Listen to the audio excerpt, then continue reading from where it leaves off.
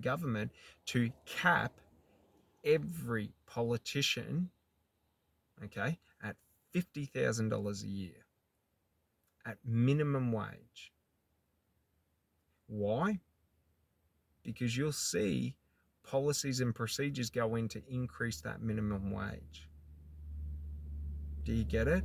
If we tie politicians' income to what the lowest people in society earn, you will see them raise those low people up to where they want to live.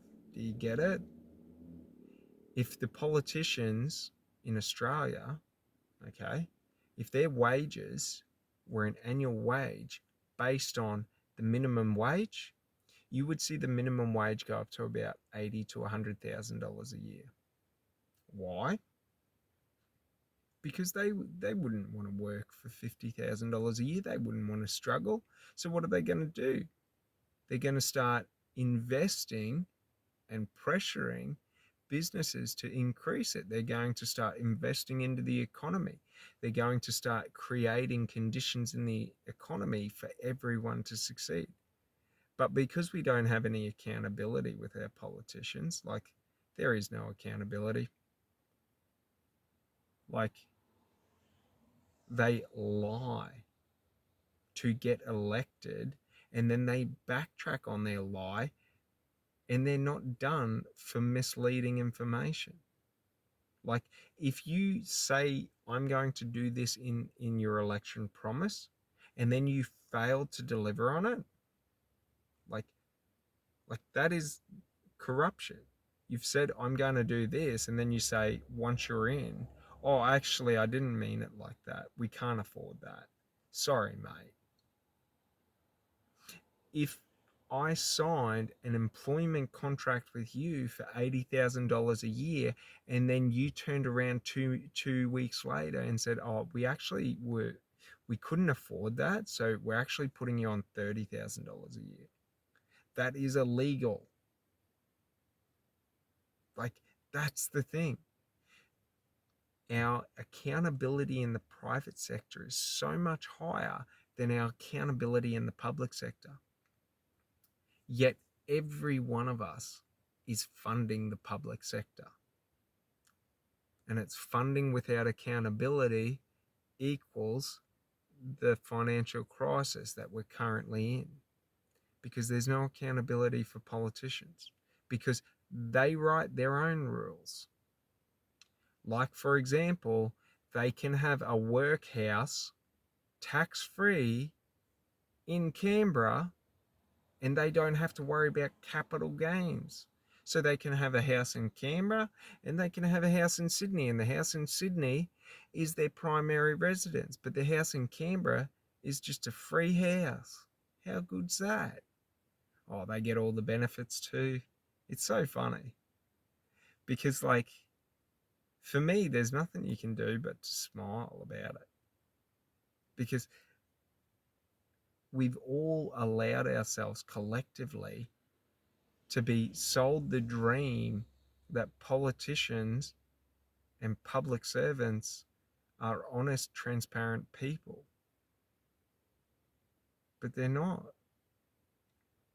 That's the thing. Like, there are many, many politicians that are in there for the right reasons, that are in there to better everyone's lives.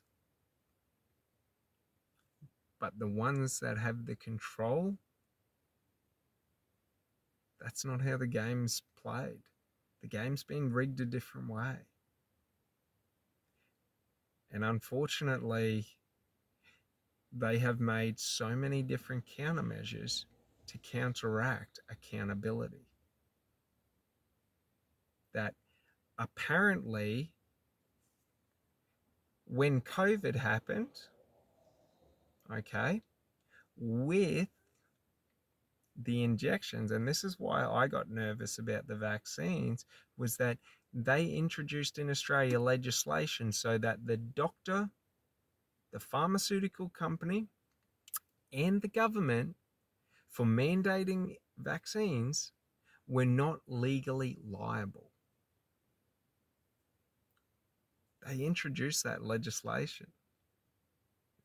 They took away accountability and then just forced everyone to take the action.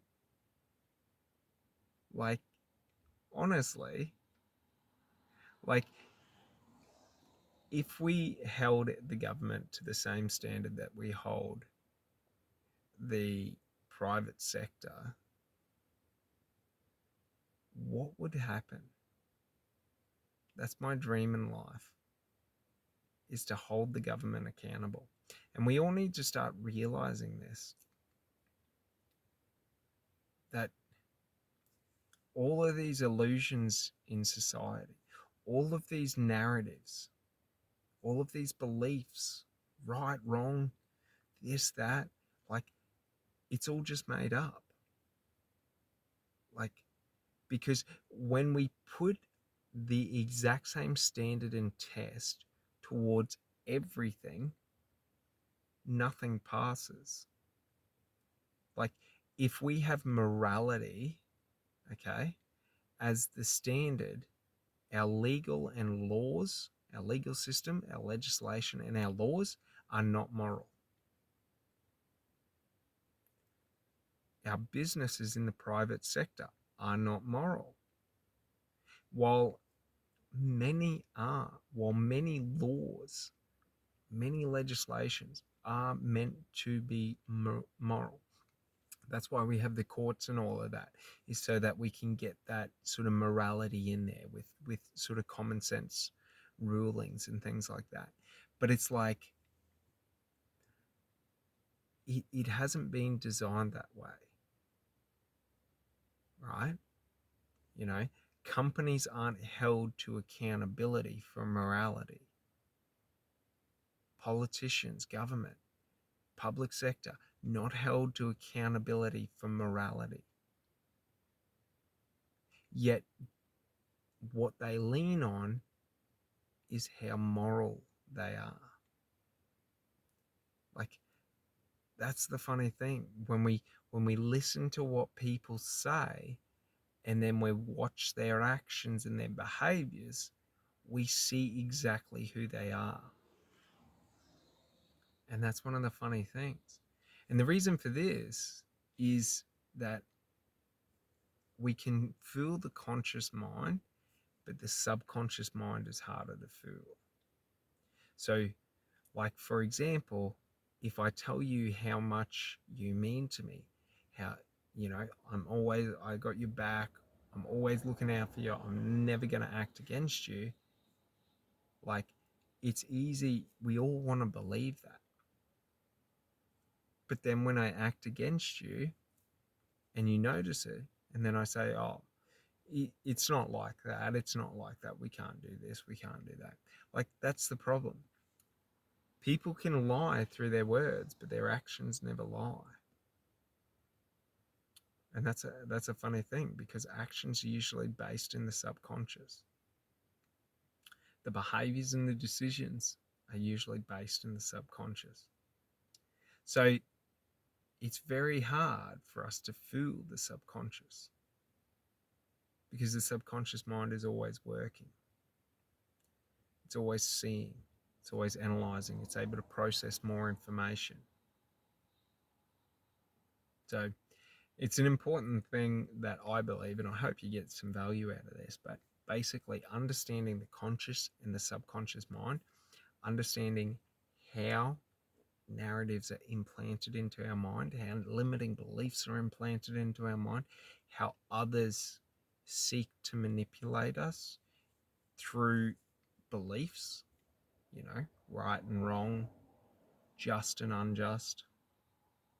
Like, that's the thing. When we learn how to take control of up here and we align our conscious mind and our subconscious mind together, we're able to operate and work more holistically, but also it's harder to create illusions for us. It's harder for them to manipulate us, because when we understand and are able to clearly see